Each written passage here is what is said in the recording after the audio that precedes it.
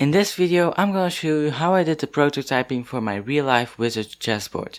Also, this is part 2 of the prototyping, because I was too lazy to edit both into one video. Let's get started.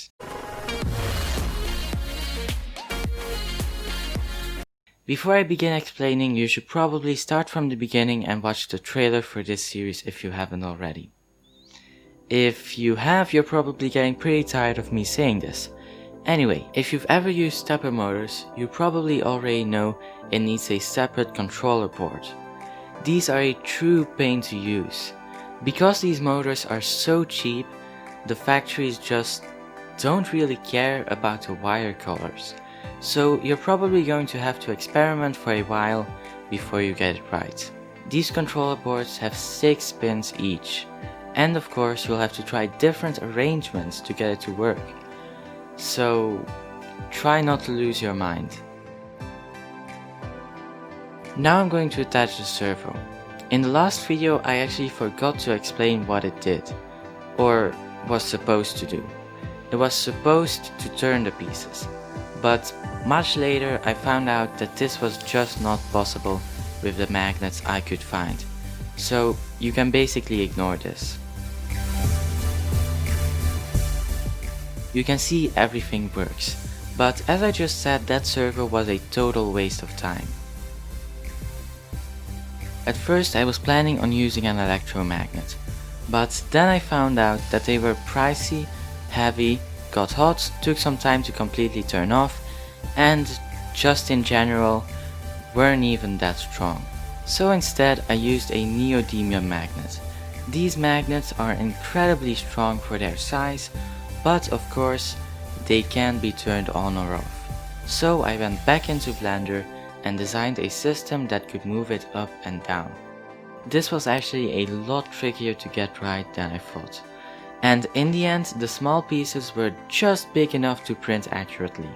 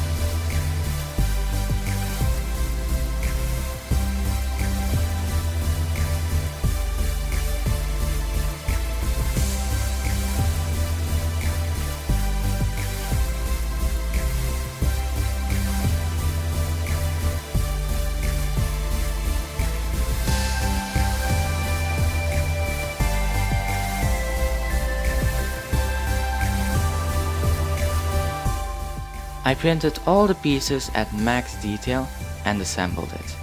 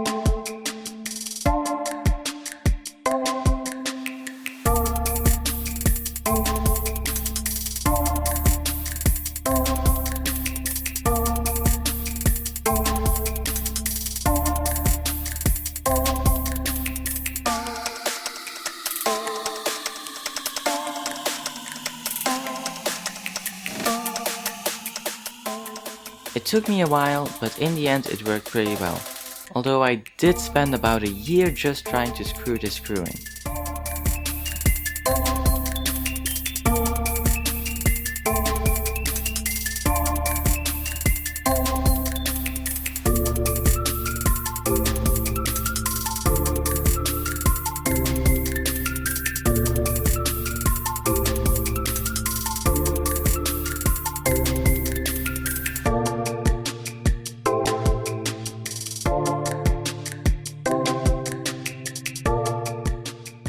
Now it's time to connect the indicator LEDs and the Bluetooth module.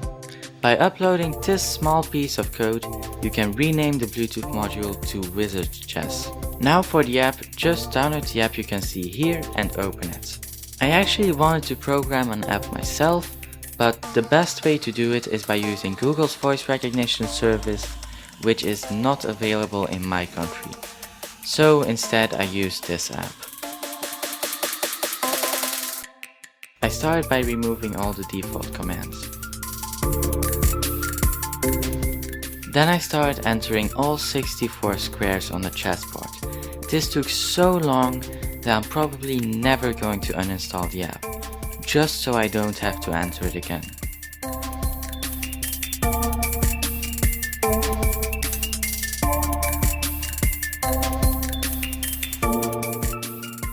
Now it's time to add all the other commands. I start with back. I added 2 versions. One is just back and the other go back. I know, how creative, right? Anyway, I made the thing you say different, but in both cases it just sends the string back to the Bluetooth module. Then I did the same for cancel, which by the way deletes the previous command you gave. I did the same for the queen and knight.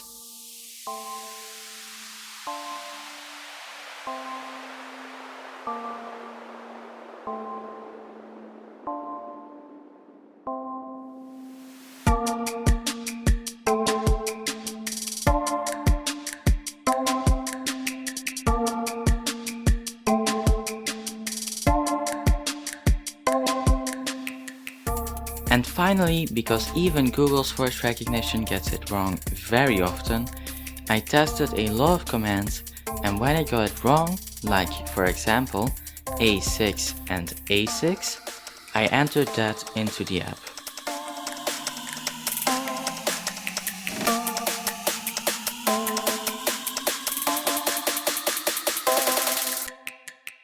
And now it's time to show you the final version of my prototype. It's ugly, but it works. Most of the time. B1.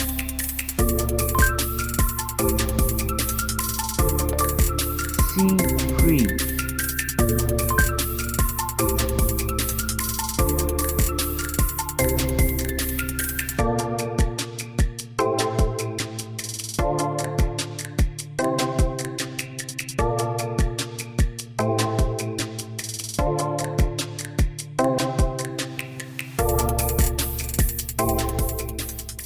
Now it's time for the code.